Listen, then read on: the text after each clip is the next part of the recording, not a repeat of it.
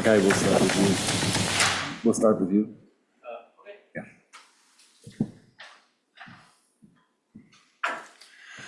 Well, good morning, everybody, near and far.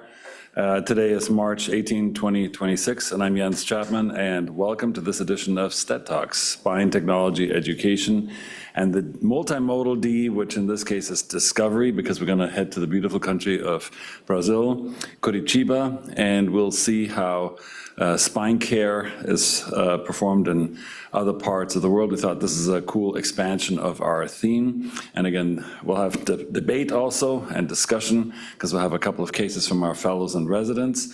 But today's main speaker is he right there, Gabriel Cardoso? Gabriel, I can't see you yet. Are you alive and with it? He must have stepped away from his camera. Okay, stepped away from his camera for a second.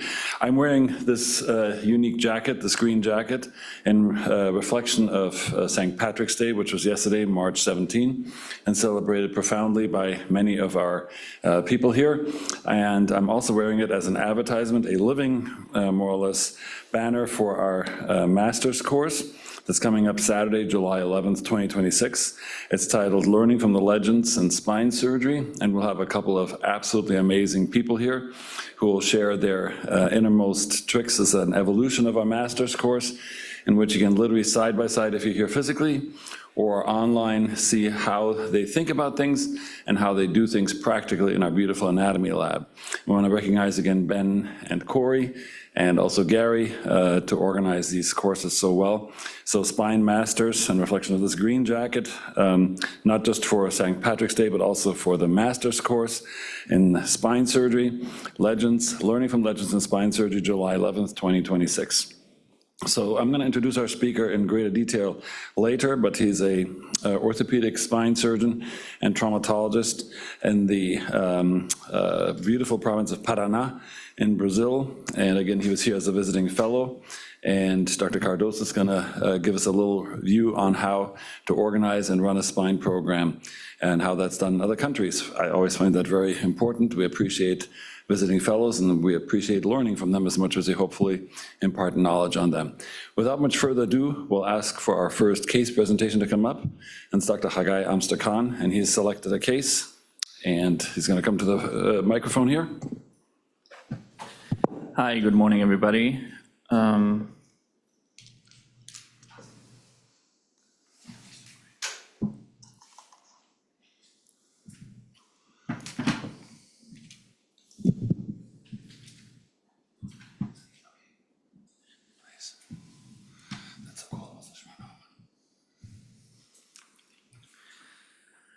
Hi, good morning. I'll start with the first case. The case I'm presenting is of a 32-year-old male. He came into our ED after he had some head trauma during a rugby game. He's a semi-pro athlete. He was complaining of neck pain and bilateral arm and hands pain and numbness. On exam, his motor strains was preserved, but he was hyperreflexic. He had a positive Hoffman's bilaterally. He didn't have any bowel or bladder symptoms, no lower extremity symptoms. His imaging, that's his cervical CT that was completed at the ED.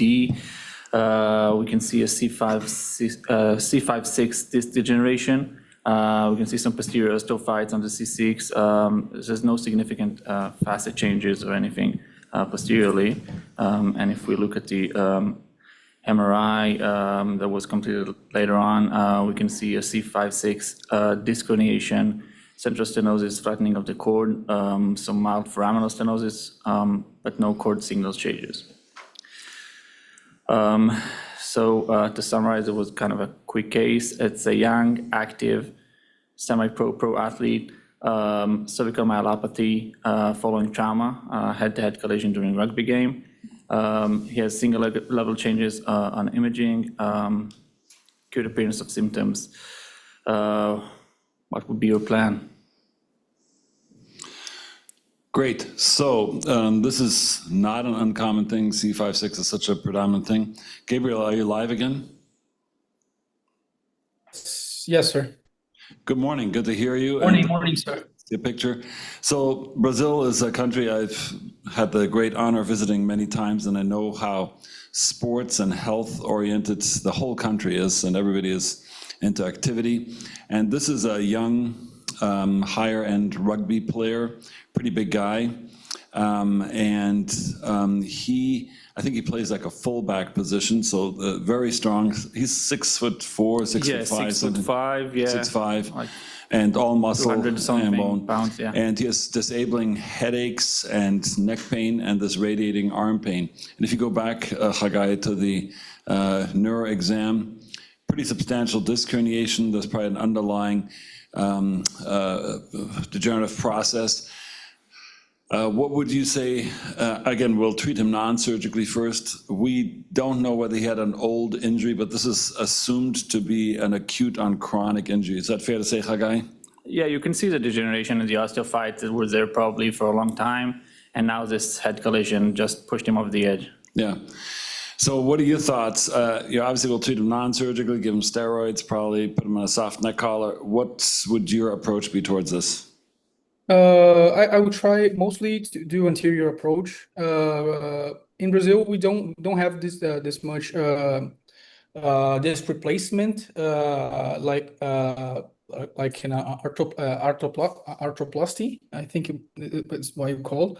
We would much do we prefer to do a CDF because we don't have this much cases with disc replacement in arthroplasty. What graft material would you use? What graft? In Brazil we usually use allograft bone. Okay, organ donor bone. So you have an organ donor bone program. Okay. And anything special about the plate? Would you use variable angle screws? Are there any concerns? Because he's pretty kyphotic. What would you do to make that hold in place? No, usually we use some locked plates. Like we don't have a lot of differences between this type of material. We use only a four screws plate actually. Mm-hmm. Okay, what do you tell patients when they can go back to play, and what would you tell them in terms of adjacent segment degeneration? So what's their outlook on their longer-term return to activities? Because this guy wants to play, he makes some income, not riches, but he makes some income out of his rugby play. So when can he go back to play, and when do the other levels start falling apart? Usually for us, the time that we try to maintain this type of patients out of training, it's like 8 to 12 weeks. It depends on the recovery, and usually the adjacent degenerative it can take like 5 to 8 years to go upper in some surgeries, but it can we usually warn them, but we try to follow up then, and we don't talk this much about adjacent levels. Yeah. So Dr. Kramer, Dr. Kramer is a neurosurgical colleague from Wisconsin who's one of our faculty members now. Dr. Kramer, you trained at the beautiful, fantastic Wisconsin program. And what would you do if this is a football player from the Badgers, I think? Yeah, I think we'd stick to ACDF in this case. I think, it sounds like a good trial of conservative therapy could at least be considered in this case as well. It sounds like he's myelopathic clearly on exam, so this would almost certainly push us to operate sooner in this case. But allograft fixed angle screws in this case, and we'd look for radiographic evidence of fusion, probably based on just flexion extension x-rays. Great. Just a question, you would look for a radiographic fusion before letting him return to play? Yeah. That takes half a year to a year? Yeah. Wow. Hagai, from your background, what do you think? So yeah, same thing in Israel. We don't do a lot of disc replacements, so mostly ACDF. But I think return to play can be sooner. Drum roll, what do we do? Yeah.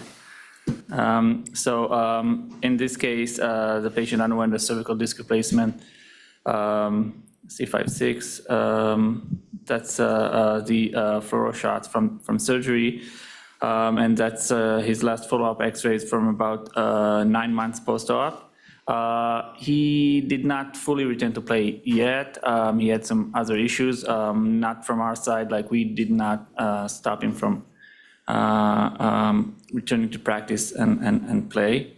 I think in this case, where he was myelopathic, and he had a pretty acute start of symptoms, it pushed us to surgery quite faster than trying a conservative treatment route firsthand. I wanted to share 2 articles quite recent about motion preservation in athletes. The first one is from Spine. It's a fairly recent systematic review about return to play after motion preservation. They bundled up a lot of motion preservation here, everything that's not a fusion basically. So for anatomies, laminoplasties, disc replacements, microdiscs in the lumbar spine. But they had on cervical procedures over 85% return to play, slightly lower in the lumbar spine. The second article is specifically on disc replacement, both cervical and lumbar. They had 29 pro or semi-pro athletes that underwent cervical disc replacement. Except for one, they all returned to play. No complications or reoperations in these cases. They recommend 6 to 8 weeks before going back to practice, and they all return to play within 1 year. Were there any football players? Yes. They had some football players. They also had some data from like open media, journal articles about athletes that underwent, and they had an MMA athlete, Australian football player. So contact sports included, kickboxing. All right, Rod, so what do you think about this, if you can go back? So we did a disc replacement. I think I saw you making a fist pump there. Can you go back one slide?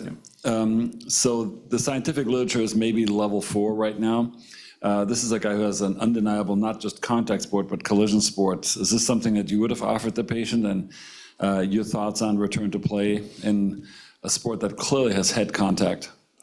I think it's a great operation.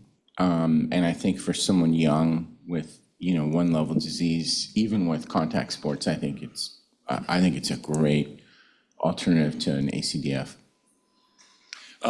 So Gabriel, tell us your thoughts. You've seen us doing disc replacements during your visit here.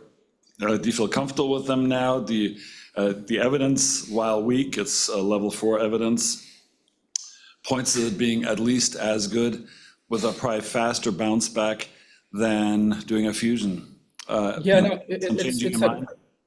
It's a great fit surgery. I've seen you guys do this kind of surgery, but unfortunately in Brazil, it's not that easy to get this kind of hardware, but I'm looking forward to use them here in Brazil.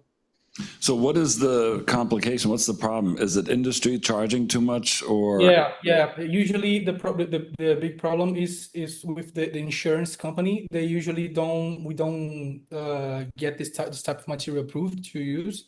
We have to use this kind of material in can I say this, in particular surgeries, like the patient has to pay to have this kind of material. So this is interesting because again, here a fusion is not inexpensive. A lot of surgeons use cages, not organ donor bone. And the plates are pretty expensive. So here it's about parity between the implant costs. For higher-end athletes, interestingly, we're part of a sports and spine group. It's an international collective of surgeons. And they actually recommend using autograft nowadays on these players because allograft heals so slowly. That's very interesting to me because, again, athletes don't heal as well. Probably they take too many anti-inflammatories as a routine basis. But they do like disc replacements. And in rugby, disc replacements, like in the National Hockey League here, are the routine now. In American football, professional football, I'm still not aware of a single NFL player, Rod, and I think that's right. There's not a single NFL player who has a disc replacement so far. Some college athlete, yeah, in I football. think there is, Jens. In the NFL? Yeah. Okay, I'm not aware of it. I think it was a kicker. I think we reviewed that case. Okay. So, All right. Thank you, Hagai. Nice presentation. Let's go with Casey next. one of the things, Jens, which, I've seen, I know you've seen too, it's amazing how the pain profile post-op from arthroplasty to one-level fusion is so different, and I don't know if you can comment on that. Yeah, it's again, that's been actually reflected in the literature by our Texas Back Institute colleagues. Scott, Rick, and Jack have shown in several publications how the bounce back from cervical and lumbar disc replacement is actually far faster than fusions. And of course, you don't need a collar. Of course, the main thing is to try to get back into action as soon as possible.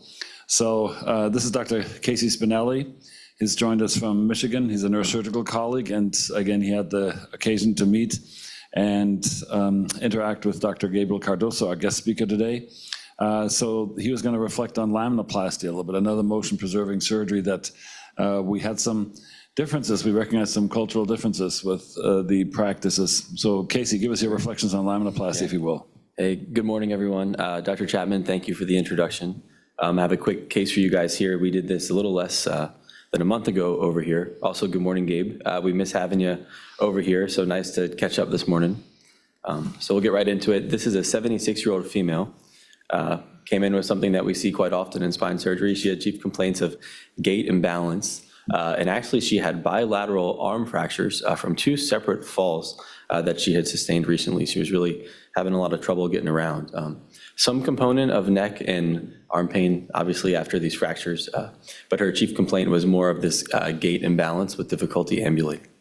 She was diagnosed with ataxia by a neurologist about 3 months before. And some pertinent physical exam findings, she had weakness throughout, as well as a positive Hoffman's bilaterally.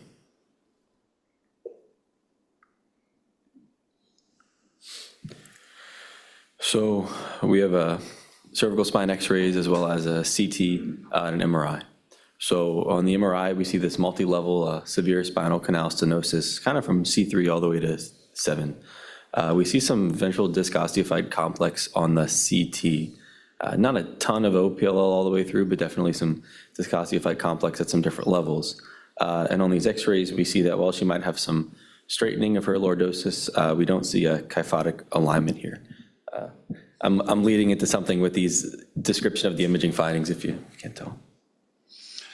So your thoughts here, Gabriel. So Dr. Cardoso, this is something that we see literally, as you saw with us when you're with us in our clinics all the time. Literally every clinic has at least 1 or 2 patients with that.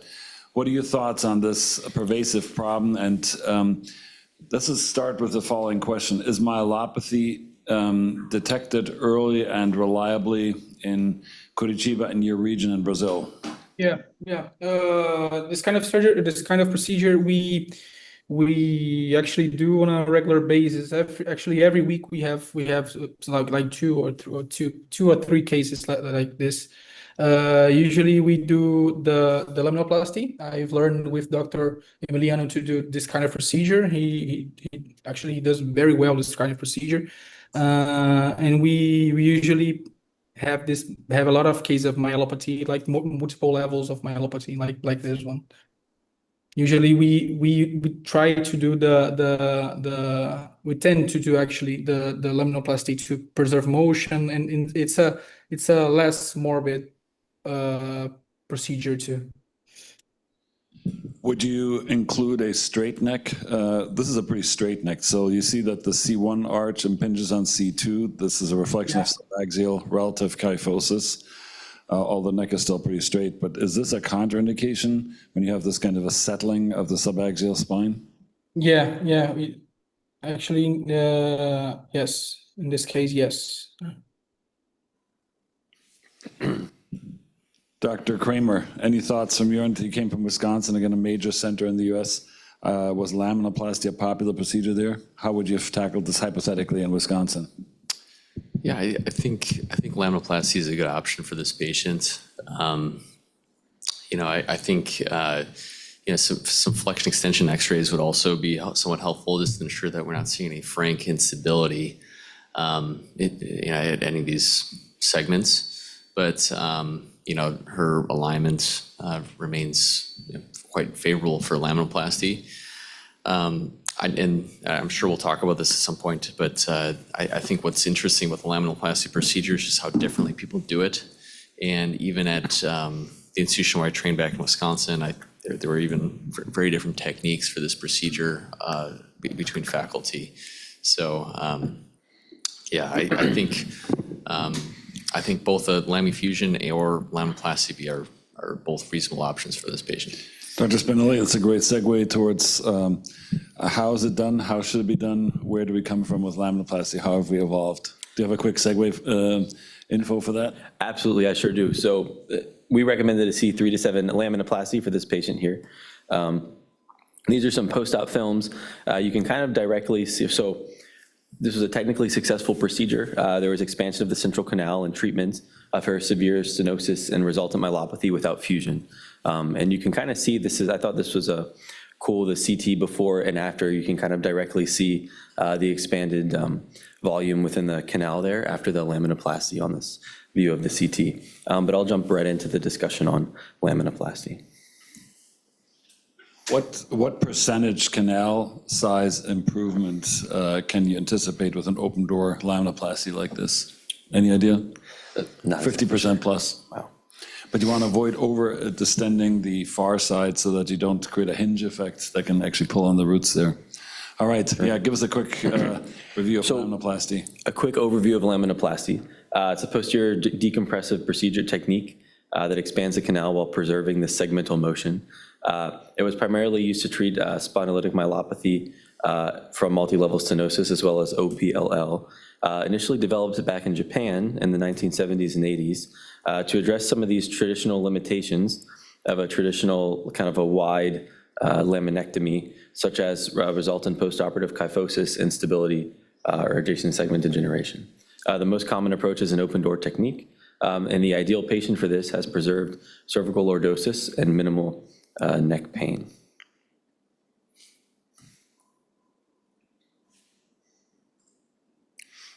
So key indications in a patient with preserved cervical lordosis and minimal axial neck pain.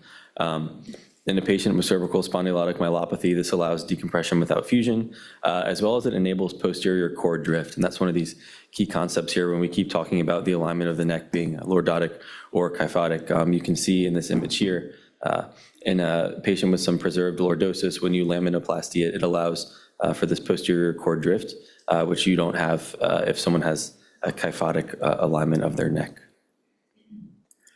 So patients with kyphotic alignment is a contraindication, as well as significant axial neck pain, cervical instability, or a patient with very large OPLL, where the volume that we create with the laminoplasty wouldn't be enough anyway for this. So the procedure here, this isn't the best image of how we do it, because the whole thought is the midline preserving procedure, and this shows some removal of those midline structures. So not the best imaging, but doing an open door unilateral hinge procedure, drilling out these bilateral gutters, elevating the lamina, and propping open with structural allograft and securing with a plating system. And so outcomes report 50 to 70% improvement in myelopathy scores in these patients preserve some degree of cervical range of motion, certainly compared to fusion procedures, though there is some discussion of some loss of range of motion after these, however, less so than a fusion. And so in conclusion, it is a safe and effective option for patients with cervical spondylotic myelopathy, OPLL, and stenosis with less axial neck pain, with at least equivalent to other approaches with its unique advantages. Great. If you can go back to our case, how did that lady do that you showed the pre and post-op CTs on? So she's still only about 3 weeks out from surgery now, so I think time will tell, but so far she's done very well. So How long was she in the hospital for? maybe 2 days at most. Yeah. And a rigid collar? No. So Dr. Cardoso, so I hear that you like laminoplasties. We use organ donor bones. We use a posterior fixation. It's a midline sparing, ligament preserving, so the osteoligamentous structure stay intact except for the cuts that we do. Procedure, what do you do? How do you, or what do you teach your residents in Curitiba regarding a laminoplasty?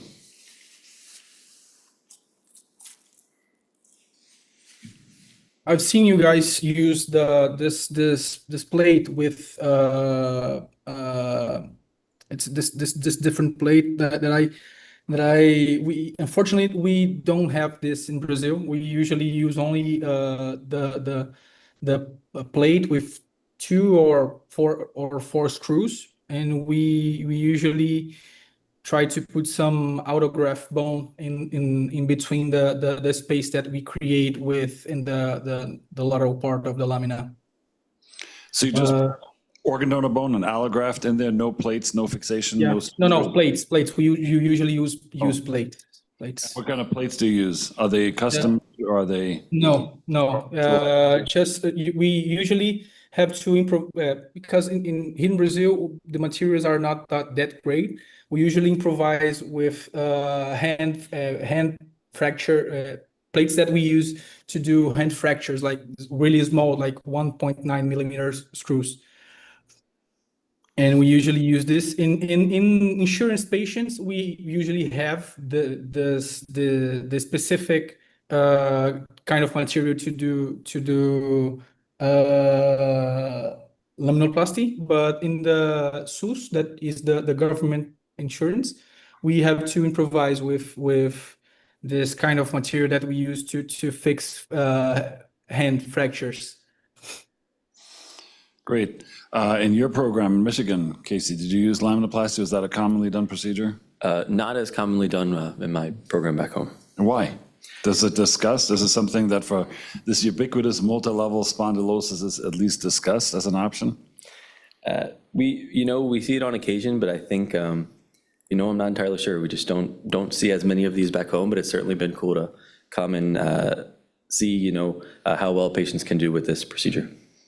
So Rod, laminoplasty, your thoughts? Do you have a big picture perspective? You've done this now for in your second decade of a successful practice. Is this more than a fad? Is this something crazy, or is this something here to stay? Honestly, it's a game changer because, you'll get these patients like this, they come with central cord, bad cervical myelopathy, and, if you look, she's got a pretty bad degenerative spine from C3 to C7. Your options are, in her, I don't think anterior, because either you have to do a C2 to T2, or, a multi-level anterior operation. I think it's a great operation, and, thanks to you, I think you kind of repopularized it, and, we still use the set you designed. It's like, I think, almost 25 years old now, and it's a game changer. So, I use it a lot. And I think it's, in terms of bounce back, again, for whatever reasons, patients bounce back far faster. And we showed a slide the other day, the patient's actually happier than with fusions, there's less neck pain. And the other factor is it has a far lower reoperation rate than any fusion and any anterior or posterior fusion, far lower complications. Gabriel, is laminoplasty in general a popular procedure in Brazil, this motion-preserving, athletically inclined country? Yes. And actually, in the hospital that I've done my Program, it's a really common procedure. We do this a lot. It's a like Dr. Rod said, it's a game changer procedure. We use this kind of procedure a lot. That's cool to hear. All right, I think we have one more case, and then we want to come to your presentation about organizing spine care. Mohsen, do you have time? Mohsen Karami came to us with a pediatric spine surgery background, and he put together a different case.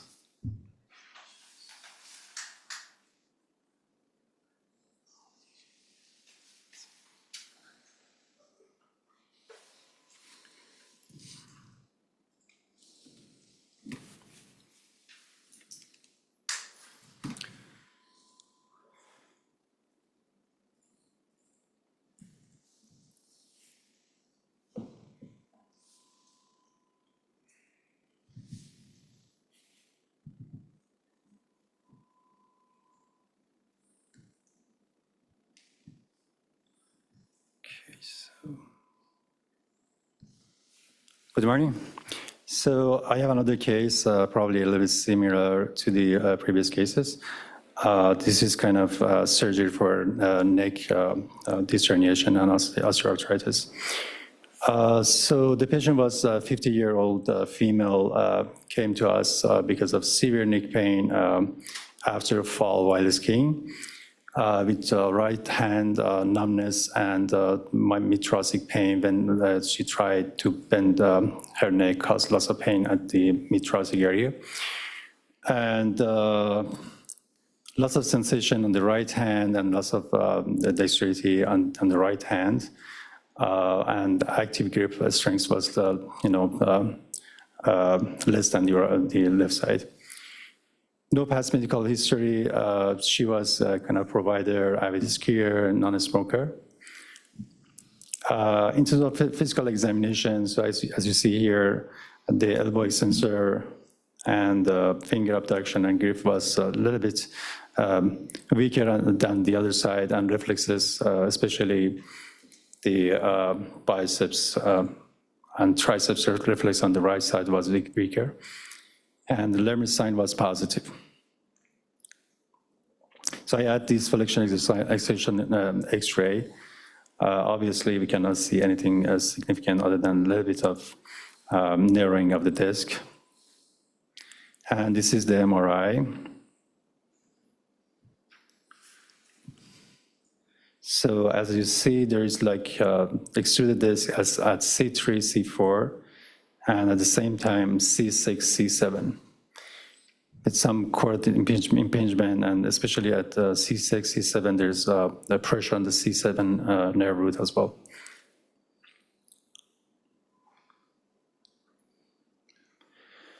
And this is the CT scan of the patient. Obviously, there is no kind of huge osteophyte, but there's like spondyloarthritis and small osteophytes at those levels. So that was a kind of very active patient, 50-year-old female, severe neck pain radiating to right hand, wasn't able to do the regular job things at work, and lack of dexterity. So there was C3, C4 disc herniation, as you see here, and C6, C7 extruded disc. So what do you think about the plan? So Gabriel, very active person. This is actually a physician, an intensivist. So she uses both hands. She is physically very active. She's highly youngish, despite 50 years of age. She would make a great Brazilian. And she's very much troubled by what's probably the lower disc herniation, which is substantial. And she's not really myelopathic. We talked about disc replacements before. We talked about laminoplasties before. This is a great kind of a combination case. This is this contiguous disease, so C3-4 and C6-7 with a clear cord abutment at 3-4. Your thoughts on how to manage this? So this case, I would like to do ACDF. It's a tough case because you have to jump some levels. So in this case, we usually might see some adjacent some degeneration in the levels between. But we can in Brazil, in the Swedish, we might think about doing the disc replacement. But in Brazil, unfortunately, we are stuck with ACDF. So here we might do an ACDF. At one level or both levels? Just Both at- levels. Both Both levels. levels. Oh, wow, so discontiguous. Yeah. What about foraminotomy? So that bottom level is probably a soft disc herniation. Is that a reasonable option to just do a foraminotomy on her, a discectomy? Yeah. Yeah, it's would be a great technique, but it's not very diffused. I've not done this much foraminotomies in my training. I thought about it in this kind of patient, but I don't have any practice at all with only posterior foraminotomies in cervical disc herniations. Rob, what are your thoughts? So we actually presented that like 3 years ago at NAS. We don't have a huge amount of patients, but we had a number. And it was interesting. A lot of people said, just ignore the C3-4 disc. They don't do much, but she's clearly abutting her cord. She has a Lermite sign. So foraminotomy, do you address one level only, ignore the other one? What are your thoughts on how to manage this most effectively? This is, again, a physician colleague. Yeah, I mean, this is a tough, we see this every now and then. I think I personally would probably do an ADR at the lower level and then do staged and then do foraminotomy, down the road. Wait, so the foraminotomy would be for the lower level? That's the bottom level. 6-7 has the large extruded disc. Yeah, fragment. no, I was saying, so I would do a disc replacement at 6-7 Yeah. and then a foraminotomy at C3-4. Yeah, okay, that's just a central disc herniation there. I thought there's foraminal stenosis there. She has some, but yeah. the main thing is it's But abutting the cord. clinically, she's got more. She has C4. It's hard to say. She clearly has a Yeah. bad C7 radiculopathy. She Boy, actually it's has tough. weakness. Yeah, I don't, I think I probably would try to do some sort of anterior versus posterior rather than skip levels. Mark, your thoughts?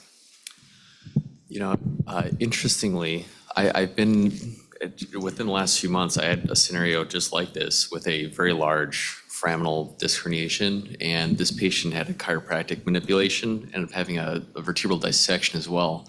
So we were kind of ended up being on antiplatelets. We treated her with some steroids. We watched her for months, and she resolved. So I think that's another option to at least consider for this patient, considering that this is acute radiculopathy. A lot of these will improve. So I think I'd at least discuss that with this patient. And then my preference would be kind of similar to what Rod had said. I would probably proceed with just a single level disc replacement at the bottom level and watch the top level. This has been very controversial. Casey, Michigan, can you come up here? Take the microphone. What are your thoughts? What would your attendings have told you to do hypothetically? Physician colleague. Physician colleague. Either two-level anterior operation, something like this. We also are pretty heavy in the posterior cervical world where I work, but something like this, I think the most common would have just been a two-level anterior cervical decompression and fusion option at these two levels we see here. Skip level fusion, 2 levels in between. Again, does the rate of in-between disc degeneration, adjacent segment disease rise, or is that different? I'm not entirely sure, but I assume I'm not sure. In our presentation, we actually showed that it's much higher. So it's not a benign procedure. Mohsen, what are your thoughts? Honestly, so for the radiculopathy, we can say this is like C7 according to physical exams. So we can address that through the C6, C7 ADR. But, if the patient come to me with 2 levels, non-contiguous, just leaving one space, non-treated, I think this is not a good option. Probably the patient will come back because we don't know how much of the neck pain is related to that level and how much to the other level. For the radiculopathy, we can say like C6, C7, all related to this level, but we are not sure about the neck pain, probably a part of neck pain related to the, top level as well. So I would consider the same like as you did, ADR for both level. All right, so let's see what we did. Drum roll. Okay, so we done C3, C4, C6, C7 ADR. So no complication during surgery or after surgery. This is 2 months post-op. The patient was seen very happy that she already returned to work. No right arm pain or weakness. And this is after 2 years follow-up. Flexion extension film, and the patient's still very happy. Normal work. She actually had a complication. She had a Horner syndrome. So this is like the only Horner syndrome. It's partial Horner syndrome. Partial Horner syndrome. I had a partial Horner syndrome on the right side. It's an exposure side. And I have no idea. I must have retracted hard over the right side. It was a right side exposure, longus colli. Yeah, it's a sympathetic that's true. injury. So it's very transient. So that was it was fortunately transient, but I still don't know why, because we were not electrocauterizing around there. It was a very clean, clear dissection. So we did it through a single incision. People have reported 2 segment incisions, but I think that's crazy with a single longitudinal incision. Rod? Carotid incision, yes. Your thoughts on this? I'm not happy how the 3/4 this looks. Again, I don't know why this happens. I think it's a brilliant option for her. I do think, this is where, the device actually itself is unconstrained. And so I do think, and this is part of the problem, I think, with a lot of the discs is that I think for someone like this, I'm actually surprised that 3/4 moves so much, and compared to 6/7, it does look like it moves more. This is a Mobi C, I think, Yeah, right? it's a Mobi C. This is, I think, why I don't know how the mechanistically, the disc itself works, but it always looks like this. And I'm usually not very happy about my post-op Mobi Cs, just in terms of how they look on X-ray. But clinically, they do great. I don't know what your thought is, but it always makes me nervous because you see like the shift from flexion to extension to neutral, and then it looks like the implant, there's something wrong with it just because of the way that it looks, but the patients do great. Yeah, she's doing fabulously, and she's very grateful. But again, I totally agree with this. This is probably a reflection of the biomechanics of this implant. It's an unconstrained device as opposed to the Protus C, which is far more restrained, or the Prestige, which is far more restrained. This is an unconstrained device. I rarely, if ever, use it again or anymore. So we used it quite a while because it had a 2-level indication in the US, but rarely is it used anymore. Motionless is something that Put together some kind of evidence. I don't know, it's like... Yeah. So about the ADR indication for like 1 or 2 level cervical radiculopathy or myelopathy is recommended. So it's preserved motion, it's not non-fusion technique. There shouldn't be any kind of severe facet arthropathy, otherwise this is not a good option for sure. There shouldn't be instability or kyphosis deformity as well. It's very like ideal for younger active patients. So for the evidence, there are like RCT findings, trial done like summarized in 2024, and which was very comprehensive and conclusive.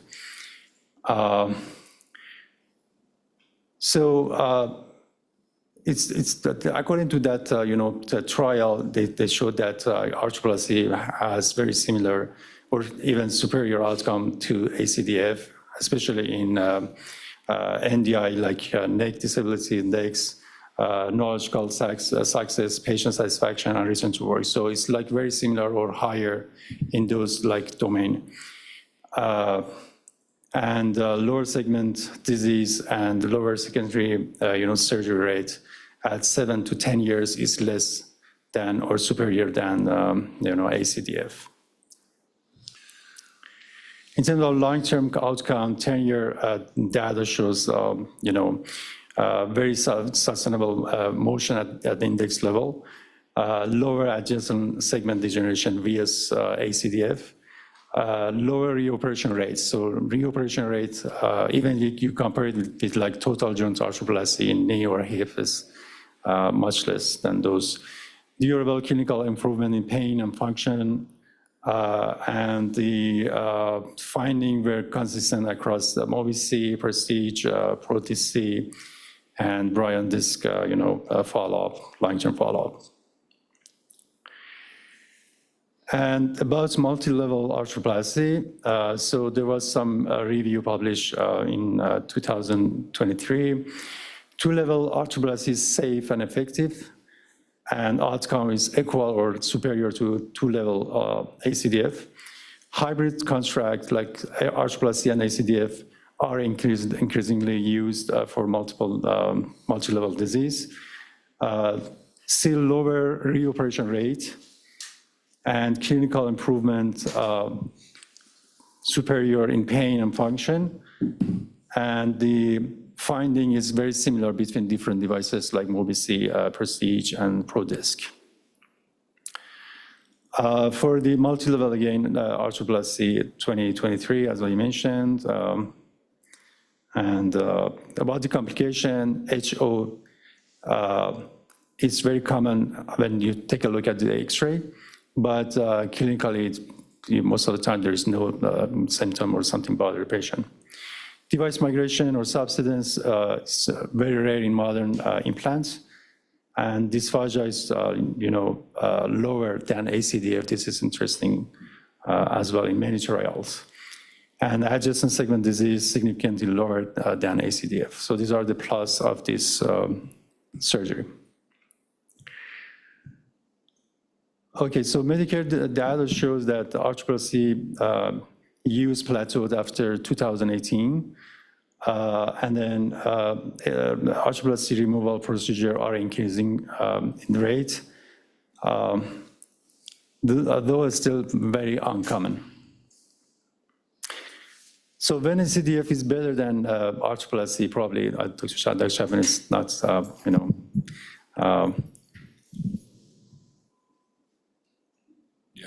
Yeah, so ACDF is still better in severe spondylosis with loss of function, fistula arthroplasty, arthropathy, sorry, if there is any fistula arthropathy, if severe, it's very important to divert to ACDF.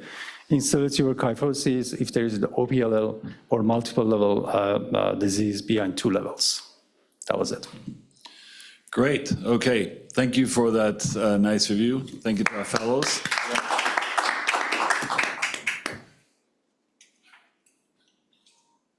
And it's a special pleasure and privilege to switch to Brazil and have Dr. Gabriel Acosta, who's a recent visiting fellow, with us. We want to get to know more about his country, and we thought the STED format would be a great venue to kind of take a little trip abroad. We usually discover new technologies, new whiz-bang osteobiologics, and things like that. We had a great presentation 2 weeks ago on cervicogenic headaches. For all those who missed that, go to our library at SSF TV on YouTube, and you see young Dr. Jansen from the Cleveland Clinic talk about cervicogenic headaches, a very educational thing. But today, we are visiting Curitiba in the south of Brazil, a city that I've been privileged to be a visitor to. And we want to hear Dr. Acosta's views on how to build a spine program. He's a young, energetic academician there. He's going to work hard on creating a state-of-the-art spine program. And I was impressed with the volume, the severity of spine conditions, and the sophistication that they're dealing with. So curious to hear his thoughts on what he's going to do to improve on that spine care problem and his reflections on his experiences in the US. So Gabriel, great to see you back again, and show us what you got. So thank you for the introduction, for the opportunity, Dr. Chapman. I will do a brief talk about the place that I've done my training. So can you guys see the presentation? Yes. Yeah. So Curitiba is the main capital of the south part of Brazil. It's the biggest city in the south part of Brazil. We have a population of 1,095,000 people in the the city, the proper city, but the metropolitan area can reach about 3,007,000 people. So it's a very big city. We are in the cold part of Brazil. The weather is not that hot like in Rio. It's very cold here down here in Curitiba. We have a lot of European heritage. So there are a lot of Polish, Ukrainian, Italian, German people in Japanese immigration. Actually, in the Paraná state is there are two cities that the biggest migration of Asian people are in these two cities for the Latin America, of course. For Latin America are in these two cities of Paraná, that is a state of Curitiba. So we have a lot of landmarks here in Curitiba. So we have the Opera of Opera de Arame. It's a wire opera house here in Curitiba. That's a beautiful place to go. It's a very good city with. This is the Jardim Botânico. It's a botanical garden of Curitiba. It's very near to the place where I live. It's a beautiful place to go. We don't have any kind of trouble to go. Like we don't have. It's a very beautiful place. We have the most square meters of green land per capita in Brazil, for the Brazil capitals. So in Brazil, we have discussed this minutes ago. We have two types of healthcare in Brazil. We have the private supplementary and the SUS. SUS stands for Unified Health System. So it's a public healthcare in Brazil.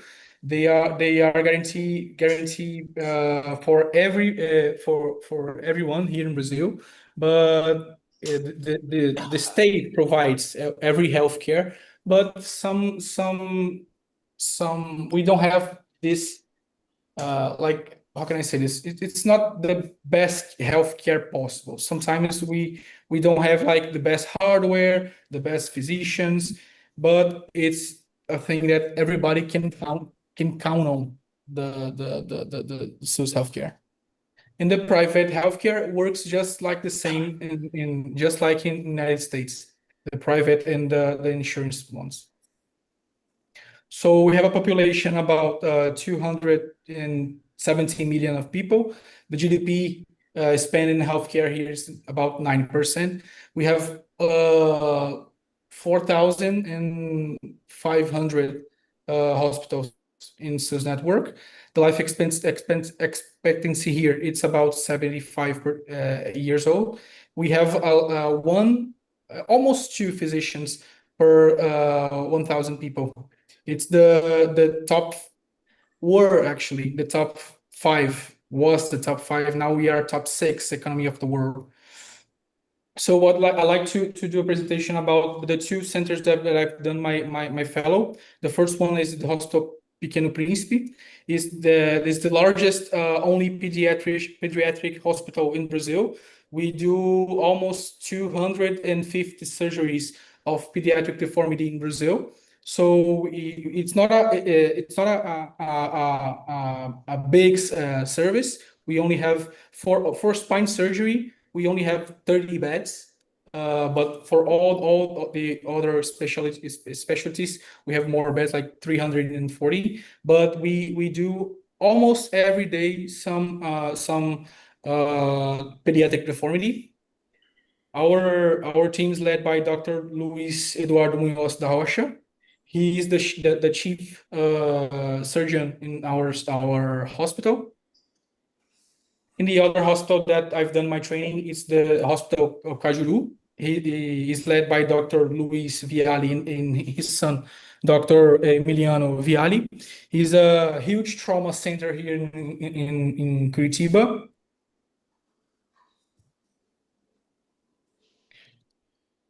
And these are the two pillars of the spine healthcare here in Curitiba.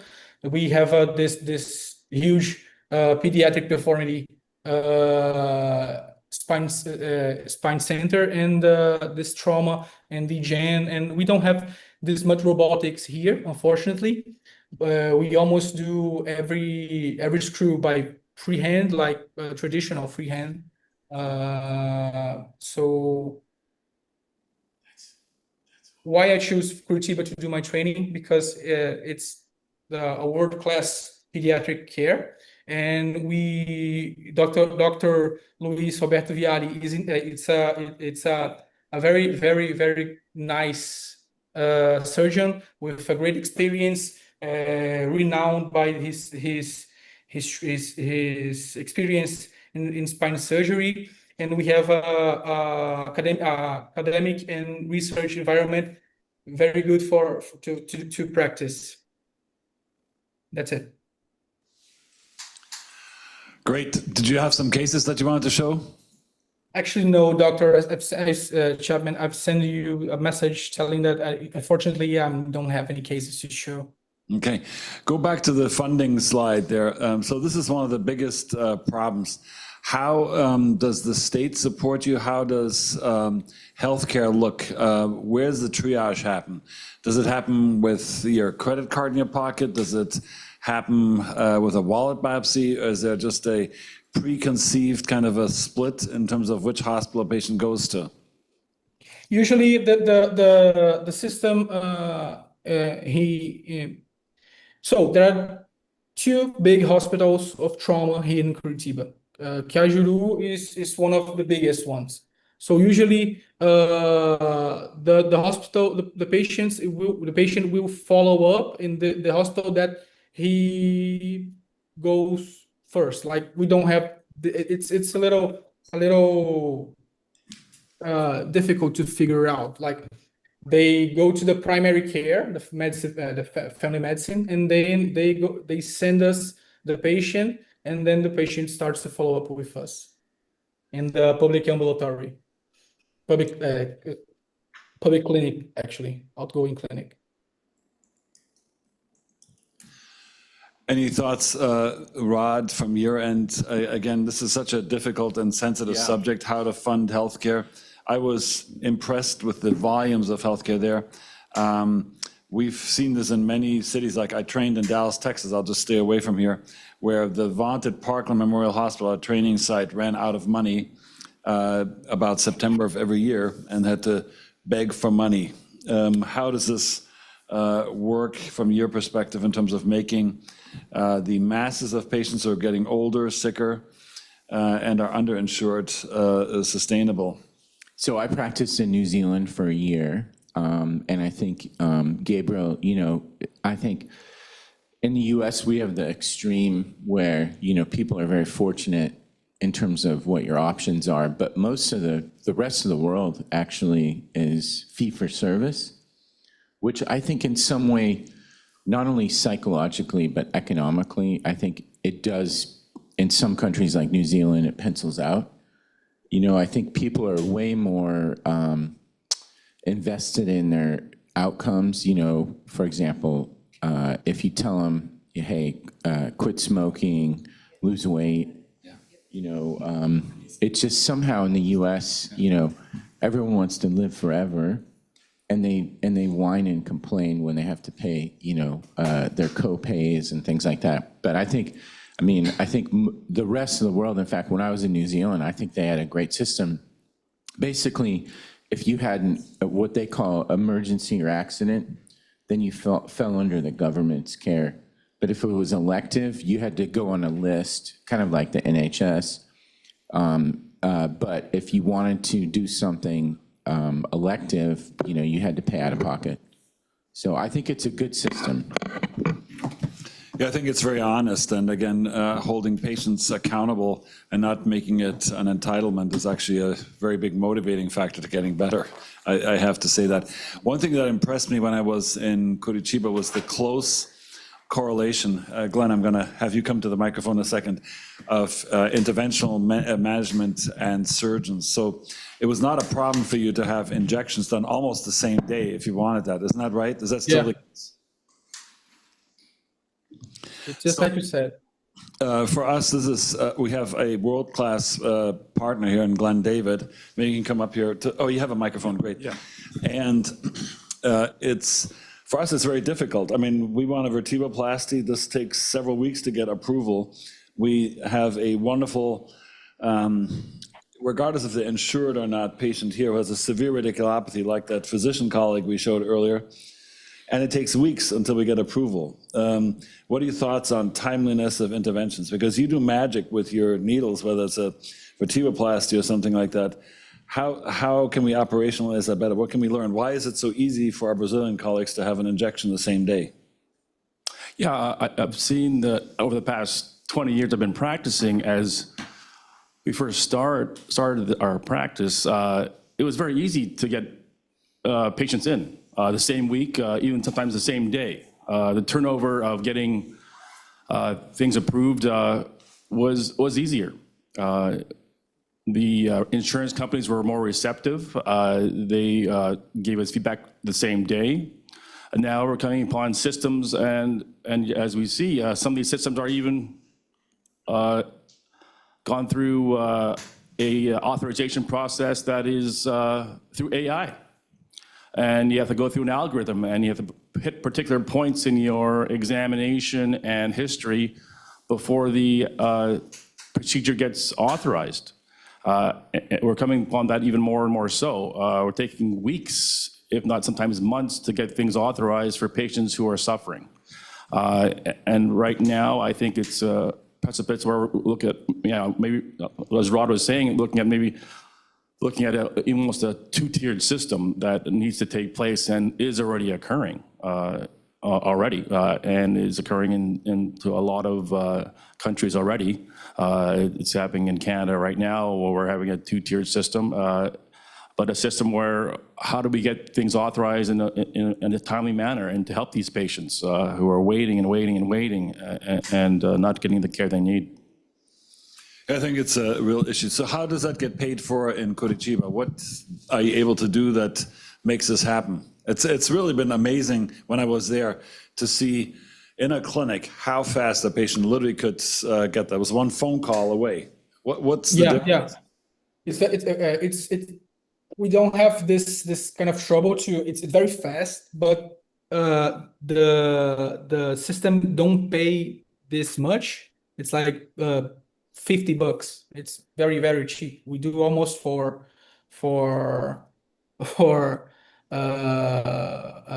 free. But the patients, it's very good for the patient. So we usually can do in the same day the injection, in some lumbar disc herniations or something like this. It's very fast.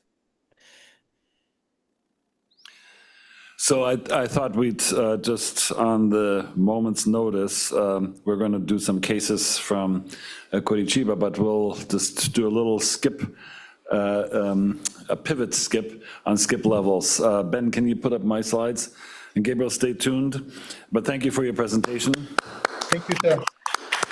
And again, for those who wonder, I'm wearing this green jacket as an advertisement for our Legends, Learning from Legends in Spine Surgery, Saturday, July 11th, 2026. We will mention the names, we'll reveal the names of the lecturers in person. It's a great occasion to come. And by the way, Glenn, when is your course? When is your usually sold out course? It is occurring in May of this year, our image-guided course, May 16th. Thank you very much, Corey.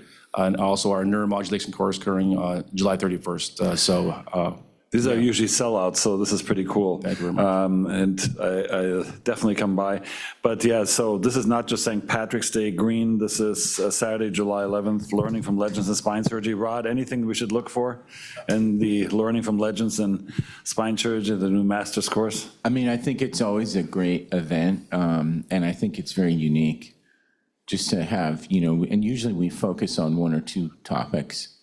Yeah. So I'm just on the moment's notice, since we had a skip level presentation that I was not anticipating by Dr. Karami, I'm going to just briefly present something. This is actually not our NAS talk, but this is from a different occasion with a former fellow of ours, Jerry Robinson. So there, I am conflicted because I'm an advisor for a number of companies, and one of them or two of them make disc replacements. But this is, again, a topic on which we don't have a lot of patients, but a non-contiguous skip-level cervical disc degeneration, where there's one or two healthy segments in between, are a diagnostic and are a therapeutic challenge, because, again, we don't have an immediately perfect response to that. Adjacent segment disease is real. We just had Alan Hillebrand on last Tuesday in our interesting case conference, a Henry Bowman Fellow. And he wrote the landmark paper that does identify a rate, which was very well thought through over a very long-term period with one of the true masters of spine surgery, the late, great Dr. Henry Bowman from Cleveland. And again, for these patients, the options are really problematic. Do you do a 3-level fusion? Do you do a skip-level fusion? Do you do a skip-level arthroplasty, like in the case of a physician colleague? Or do you do a hybrid where you do a fusion and arthroplasty? Or in this colleague's case, which is what I actually had talked to her also, do we do a foraminotomy? And actually, that particular colleague's case that we showed had been injected by our partner, Dr. Glenn David, and I highly recommend for surgeons also to look at what our colleagues on the interventional side are doing. It's pretty fascinating. So all of these options have pros and cons. 3-level fusion avoids intermediate segment degeneration, which is predictable, but it sacrifices motion and increases the pseudoarthrosis rate. A skip-level fusion avoids that, but lessens the pseudoarthrosis rate, and the intermediate disc segment degeneration is real. Skip-level arthroplasty has not been thought out very carefully in the literature. And again, questions are, how much facet arthropathy are you willing to tolerate? What's the loosening or end plate morphology in these situations? You saw in the case of this colleague of ours, that upper disc was a little bit catawampus over time, but you can't beat the clinical exam on the patient. And osteoporosis and age and physiology are real problems. Also, severe myelopathy would be a contraindication. And hybrids, again, the discussion's pretty much the same as what we had before. So this is a real-life case, and Dr. Kramer, I'd love to hear your thoughts. 38-year-old male, ex-special forces. The patient is ripped, has shoulder pain, has a right clear EMG documented C6 radiculopathy, and has hand dysfunction. And these are some of the levels just selected. Pretty substantial C3-4 disc disease. That's probably accountable for the shoulder pain. C5-6 doesn't look great, and C6-7 kind of looks marginal. And this is flexion extension films, because I know you'll ask for those. Any thoughts on that? Is this something where you'd consider a 2-level disc replacement like what we talked about before? Is this something where you do a 3-level fusion, knowing that C6-7 is kind of on the brink? What are your thoughts? Do we have a CT scan yet? Probably, but I'm not going to pull that up right now. This is a moment's notice talk, so sorry. Wow. Don't have complete set of data. No, I think similar type of discussions we had before. I know these disc replacements are oftentimes developed for the military to get people back into on the ground as quick as possible. And, I think, fusion versus arthroplasty is a good option in this case. In the case of this patient, for sure, 3-4 looks like it needs to be treated. I would probably do a 2-level arthroplasty, 3-4, 5-6. Or sorry, 3-4. Apologies. 3-4 is really bad, and 5-6 is pretty bad. Okay. It's cord compressive. A 6-7 is kind of on the brink, but not clinically immediately relevant. But it's reasonable to say if you did a fusion, that would probably blow up pretty rapidly. Yeah, I think. Yikes. Good question. Chagai, can you use a microphone or come up to my seat there? What are your thoughts? You showed a nice disc replacement patient on that rugby player who had a terrific outcome. Yeah, so kind of like what Mark said, 3-4 and 5-6 seems to be the most prominent levels, and the symptomatic levels. Fusing them would probably push 6-7 into degeneration pretty fast. So I would try to avoid a double fusion.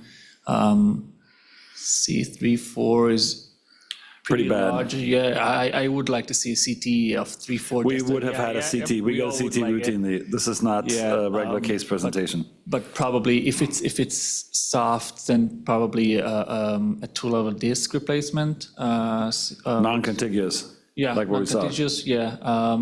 Otherwise, maybe a hybrid with an ICDF at the top, just to get some more decompression. Casey, using a microphone, is this a case for a pharmacinotomy? Can you get to a microphone? Yeah, thanks. Could you reach that 3-4 disc reliably with a pharmacinotomy, or is that too much cord compression? We don't have a CT. I apologize. This is not a formal case presentation. It appears we don't have a CT here. I would say no. I think as more of a central disc herniation is a contraindication to a posterior cervical foraminotomy just in the treatment of this. I think cervical disc arthroplasty is a more durable treatment for this young guy.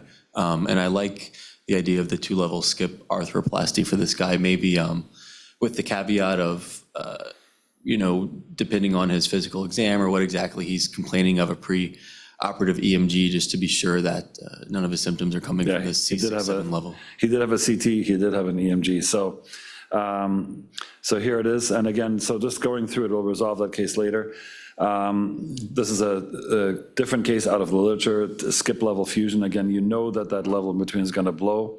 And what do we have in the literature? So we did a formal Prisma search. This is actually not the talk I was going to give, but we did a formal skip level evaluation. And basically, our review showed that on the patterns of disc degeneration, I thought this is a fantastic study by Jeff Wong and his team at USC.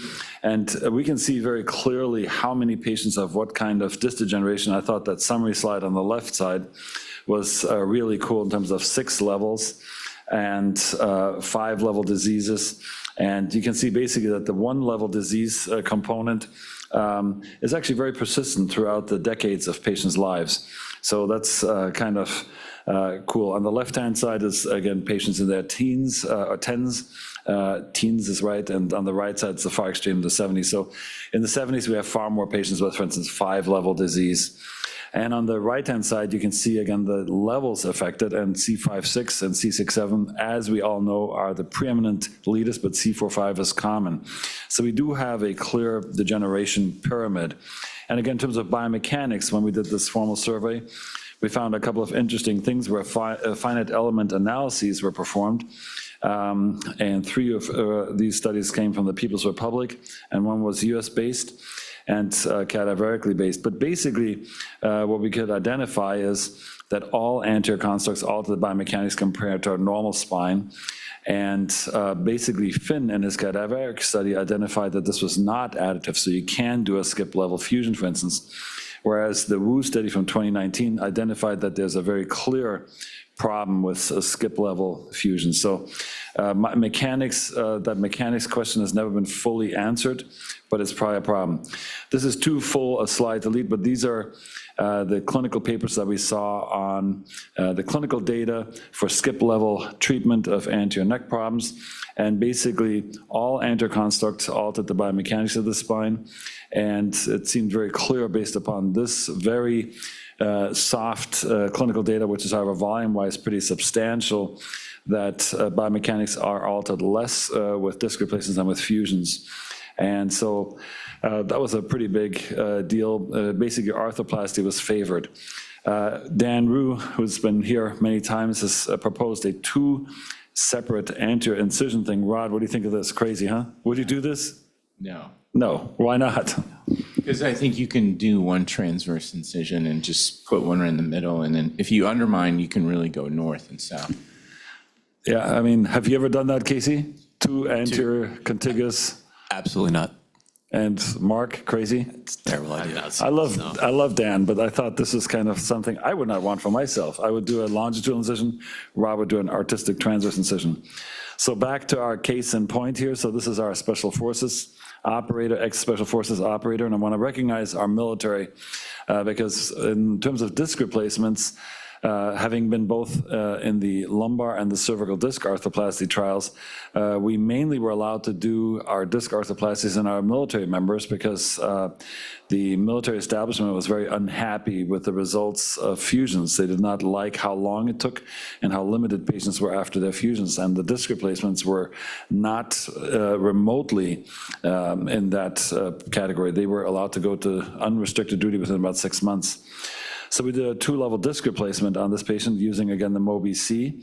And what's interesting was 4 years later, he came back after a high-speed car crash And we can see this 4-year follow-up. There's some heterotopic ossification anteriorly at both C4-5 and at C6-7. And it's zingers, as he called them, and C6-7. So there's some progression of disc degeneration. Mark, can I put you on the spot? So your thoughts on what you're seeing on these images 4 years later? Yeah, it looks like the 3-4 level probably is no longer mobile. It looks like a bridging osteophyte anteriorly. It looks like there's still some preserved motion, at least from what I can tell at that lower level. So, and that middle segment at 4-5 does appear to have progressed. So I think maybe hindsight, you know, a fusion at the top would have been reasonable. I mean, and you expect probably a little less motion at that segment as well, just given the biomechanics of the cervical spine. And I still like that inferior arthroplasty device. And patients having current C7 radicular symptoms. We treated them non-surgically. Actually, Dr. David did an injection on him and it's cured it. So that we did not find a major mass effect. We saw the spondylosis at 6-7 had actually, to our read, progressed most. And Glenn actually did an injection on our patient and it's resolved the problem. He's not had further surgery. But 6-7 to our read progressed somewhat, and it was kind of on the brink beforehand. Again, I don't use this device anymore because I've had more problems with it. Gabriel, does this kind of case convince you to get disc arthroplasties, or does this show you that your approach of doing a fusion is just fine? Dr. Cardoso.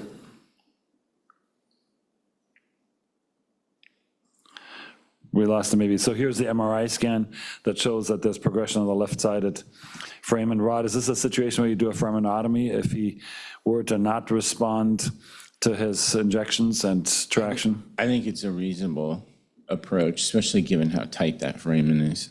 Yeah, his symptoms are on the opposite side, are not uncommon problems. So he had right-sided zingers and he had left-sided foraminal stenosis. This is a different case. This is a jiu-jitsu athlete, and he's a former Olympic medalist, actually. He owns a dojo.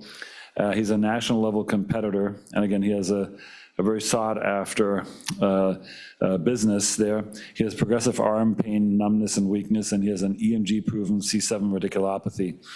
And this is, again, one of those necks where there's a lot of mess, a lot of things are going on. Again, that weird degeneration of C3-4, which we see quite often in these collision and contact sport patients.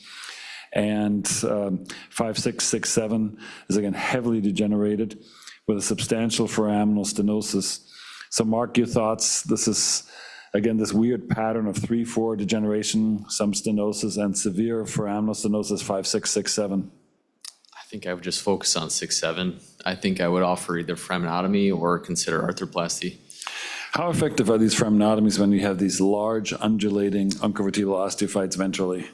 I think if it's a bony stenosis, you have a higher likelihood of getting a good result. The interesting part of, I think, these foraminotomies, and this is what the data seems to suggest, is that the recovery is slow. So, you know, begs the question, you know, if foraminotomy versus, you know, conservative care with injections, you know, looking at 6 months out, I don't know if we have a good answer as to whether or not, you know, one is purely, definitively superior to the other.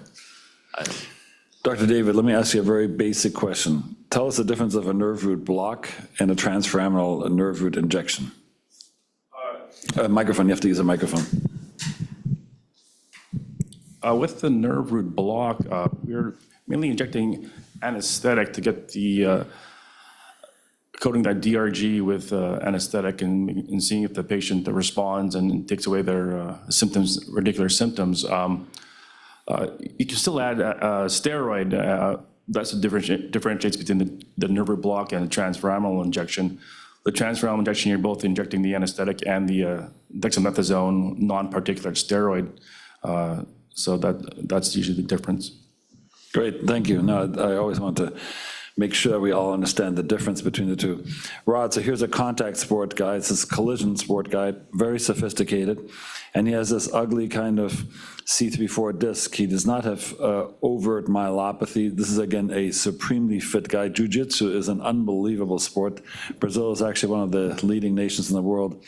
Your thoughts, do we concentrate on 5'6", 6'7"? Or do we concentrate on just one where we have an EMG-proven anomaly and ignore 5'6"? And what do we do about 3'4" in this kind of a high-performance athlete? Actually, very difficult case. So I would probably,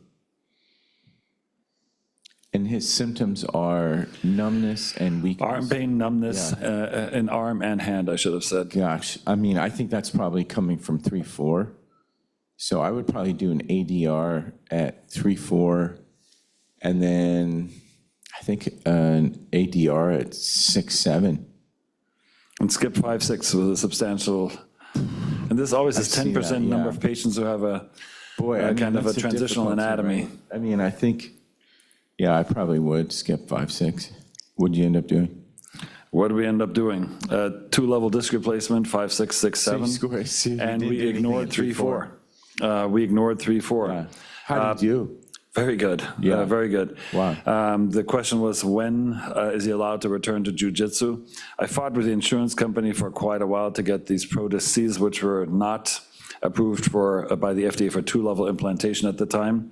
And you can see on the obliques how we completely resected the foramina. That's beautiful. I see that. But his 6'7" level wouldn't have slight kyphosis, which was really weird because we had on the initial X-rays, Yeah, it wow, looked that is perfect. interesting.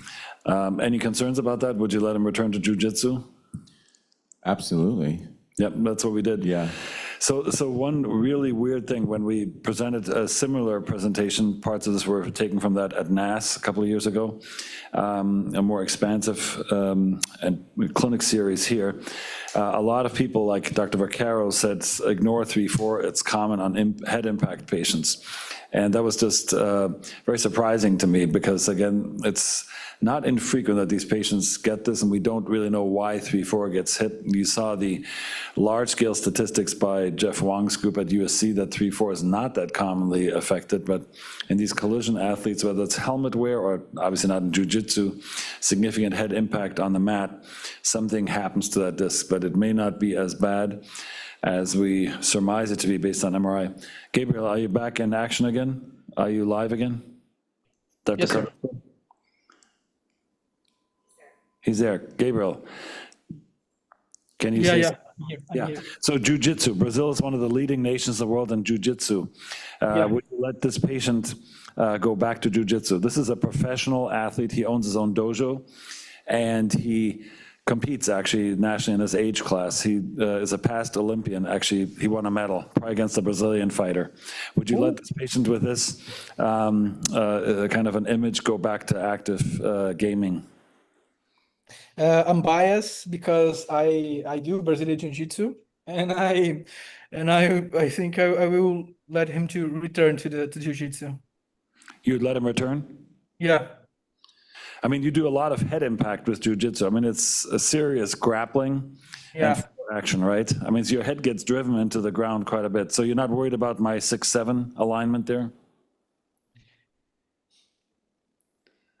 Do you see that C6-7 kyphosis? Yeah, I'm worried. Yes, I didn't saw this first, but I don't know. I might follow up a little and for a while and see how this goes. But I would try to let him return to jiu-jitsu.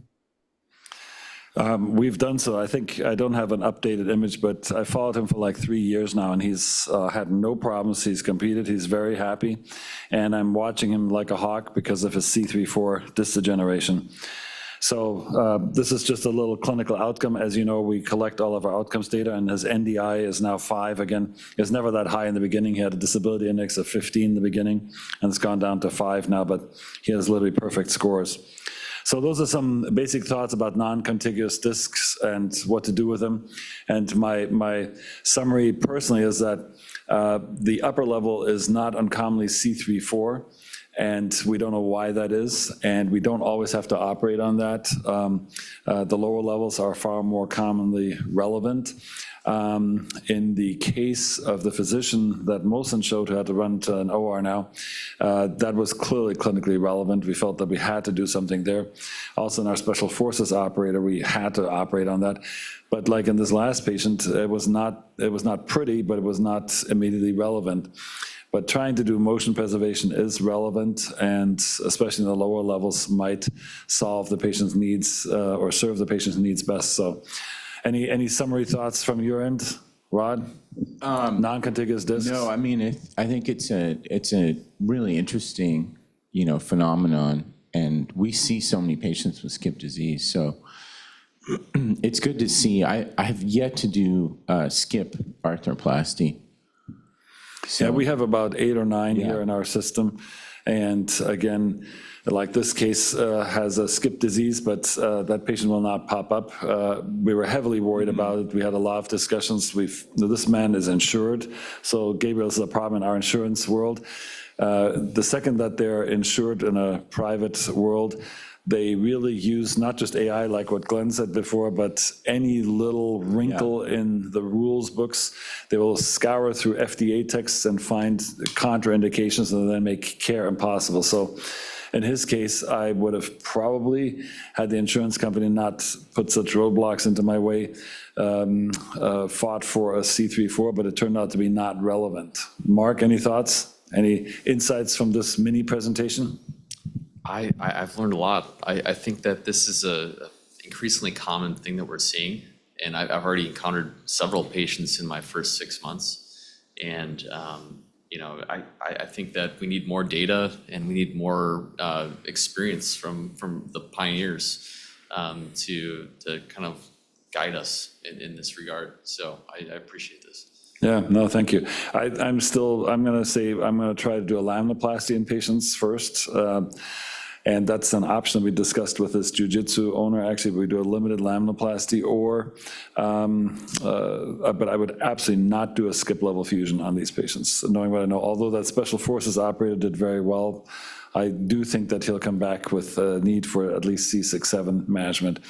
The one hope that I have is when these heterotopic ossifications happen and some disc replacements, and again, the ProDisc C is less affected by this because we have probably a more stable environment. These looser discs like the Mobi C probably induce more heterotopic ossification despite waxing, despite putting them into methicillin for 2 weeks afterwards.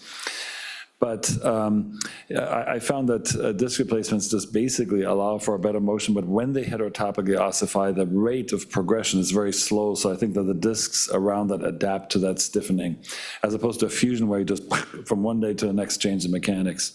That may explain also the differences of the in vitro studies. The in vivo studies, which are all case series, so level 3, level 4 max, all favored motion preservation over fusion. So. Gabriel, any final thoughts from your end, from Curitiba? Last year again. Well, thank you for the insights. Great, Jens. Thank you for the insights in Curitiba. Appreciate you. And don't forget our upcoming courses at SSF here, both for Dr. David and the Learning from Legends in Spine Surgery Master's Course, July 11th, 2020.